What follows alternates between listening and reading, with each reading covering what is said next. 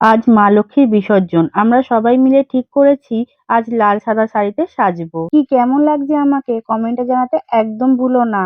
ঠাকুরকে আসন থেকে বের করে নিয়ে তারপর সবাই মিলে একটু ছবি তুলে নিলাম। এখন বরণ চলছে, পুরো ভিডিওটা দেখে নিও আর সঙ্গে থেকো। আমাদের আনন্দটা তোমাদের সাথে ভাগ করে নিচ্ছি।